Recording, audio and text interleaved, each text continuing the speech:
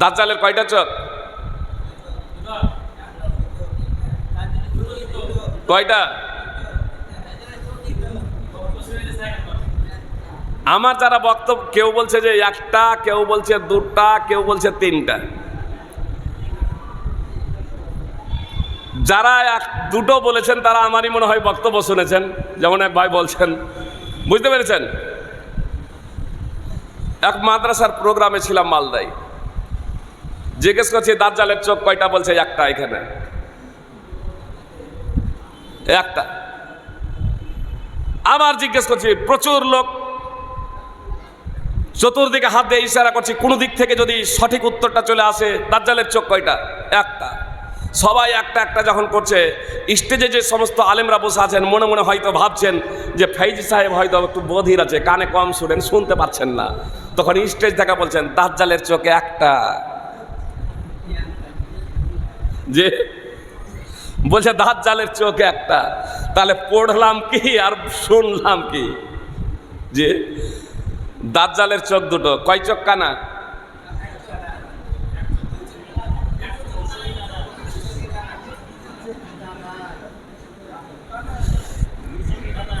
আমাদের মতভেদ যায় না। যে কানা কয় চোখ আমি জিজ্ঞেস করছি, টেরা টেরা জিজ্ঞেস করিনি।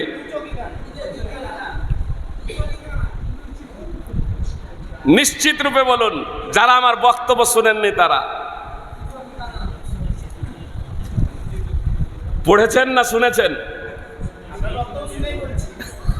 আমি তো বললাম আমার বক্তব্য যারা শোনেননি। সুপ্রিয় ভাই এবং বোন, দাজ্জালের যে দুই চোখ কানা, এটাও আমরা অনেকেই অবগত নই। দাজ্জাল কানা। আসলে রাসূল সাল্লাল্লাহু আলাইহি সাল্লাম দাজ্জালের এবং ইমাম মেহেদীর এবং ঈসা আলাইহিস সালামের এমনভাবে বৈশিষ্ট্য এবং গুণাবলী, গুণগুলো বর্ণনা করে দিয়েছেন, আকৃতি ধরন বর্ণনা করে দিয়েছেন, যে মানুষ যদি অবগত হয়ে যায় তাহলে বিভ্রান্তির শিকার হবে না। বিভ্রান্তির শিকার হবে না। শাকিল বিন হানিফ যে নিজেকে ইমাম মেহেদী বলে দাবি করছে, সঙ্গে সঙ্গে বলবে তুমি মিথ্যাবাদী।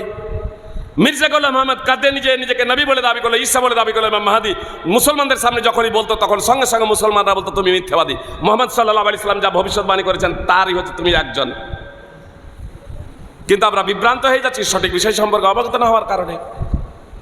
সুপ্রিয় ভাই এবং বোন, দুই চোখই কানা। ডান চোখ হবে আঙ্গুরের মতো ফোলা, আর বাম চোখ হবে লেপা, তার উপরে থাকবে নখের মতো পুরু চামড়া। সময় নেই সেই প্রসঙ্গে আলোচনা করা। তো আমি বলছিলাম, মাইক আপনার এই যে শব্দ দূষণ হচ্ছে, কি জন্য এত?